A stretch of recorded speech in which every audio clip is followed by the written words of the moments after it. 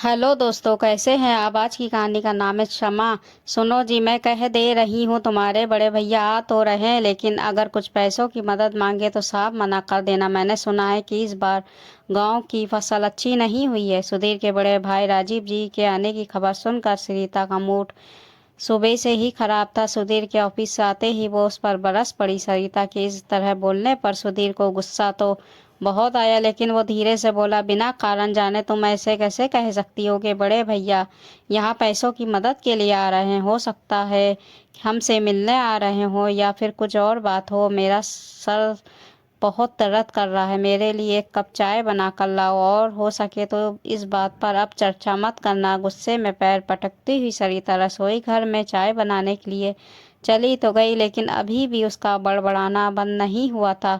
सरिता का ये व्यवहार सुधीर की सहनशीलता से बाहर था।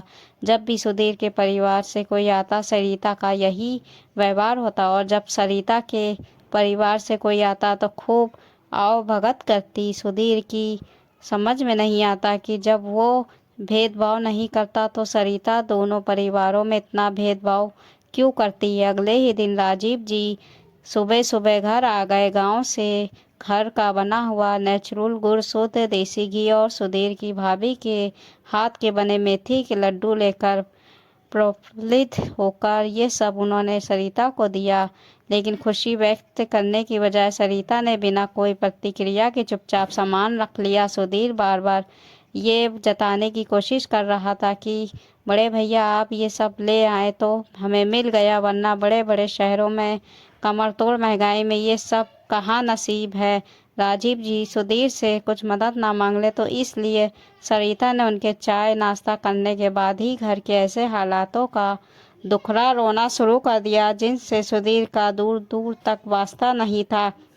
सरिता के इस तरह के व्यवहार से सुधीर बहुत दुखी हुआ हो गया और मन ही मन सोच रहा था कि आखिर आज वो जो कुछ भी है अपने बड़े भाई की वजह से ही तो है। याद है उसे आज भी वो दिन जब छोटी उम्र में ही पिता का साया उनके सर से उड़ गया था। माँ गीता देवी अपने दोनों बच्चों को सीने से लगाए उनके भविष्य की चिंता में हर पल खोई रहती थी।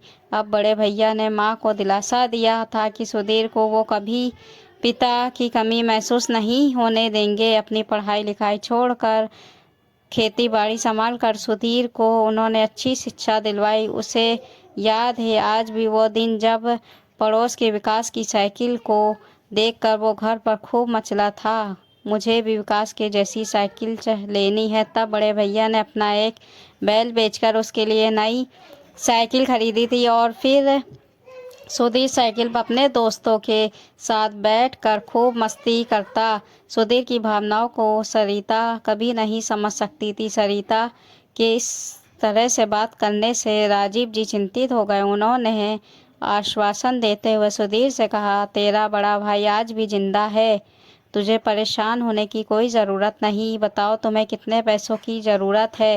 घर पर काम चल रहा है।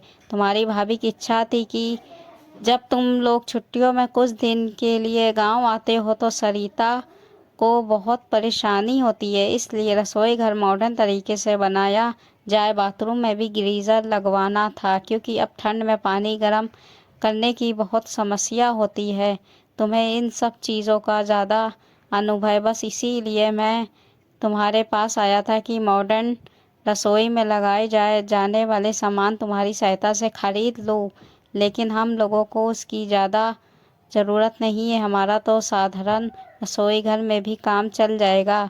इस बार खेत में दो तीन पेड़ भी सूख गए, उन्हीं की लकड़ियों से गर्म पानी करके यही ठंडे का मौसम हम गुजार लेंगे। अभी फ़िलहाल ये पैसे तुम रखो, अभी तुम्हें इन पैसों की ज़्यादा ज़रूरत है। इतना कहकर अपने हाथ में लाए हुए पूरे 2 लाख रुपए राजीव जी ने सुधीर के हाथ में रख दिए। आज फिर राजीव जी सुधीर की ज़रूरतों के आगे अपनी ज़रूरतों को पीछे छोड़ चुके थे। अब तक सरिता बड़े भैया की महानता की कहानी सुधीर के मुंह से सुनती आई थी, लेकिन आज आंखों से उसने देख भी लिया था। बड़े भैया की ज़िंदगी में सुधीर से बढ़कर कुछ नहीं है। सुधीर का सुख दुख उनके लिए बहुत महत्व रखता है। अपनी ही सोच पर शर्मिंदा होते हुए सरिता बड़े भैया से नज़रें नहीं मिला पा रही थी। मन ही मन प्रायश्चित की आग में जलते हुए सरिता बड़े भैया के पैरों में झुक गई और उनसे दोबारा क्षमा मांगते हुए बोली, क्षमा कर दीजिए बड़े भैया, हमें कोई परेशानी नहीं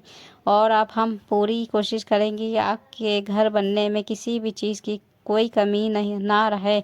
सुधीर अच्छे से अच्छा सामान आपके लिए खरीदेंगे। राजीव जी को अचानक से सरिता का ये व्यवहार समझ में नहीं आया, लेकिन उनकी आंखों से बहते हुए प्रायश्चित के आंसू बहुत कुछ कह रहे थे। उन्होंने चुपचाप अपना हाथ सरिता के सिर पर रख कर कहा, सदा खुश रहो बेटी, कभी भी किसी बात की कोई चिंता मत करना। अब इजाज़त चाहूँगा, बहुत समय से तुम दोनों गांव नहीं आए, हो सके तो समय निकाल कर घर जरूर आना। अब सरिता के दिल में बड़े भैया के लिए इज्जत का दायरा बहुत ज़्यादा बढ़ चुका था। जी भैया, हम सभी जरूर आएंगे, कहते हुए सरिता एक बार फिर से बड़े भैया के चरण छूने के लिए झुक गई थी। ये कहानी आपको कैसी लगी? ये कहानी अच्छी लगी हो तो कहानी को लाइक, सब्सक्राइब और शेयर ज़रूर कर दीजिएगा।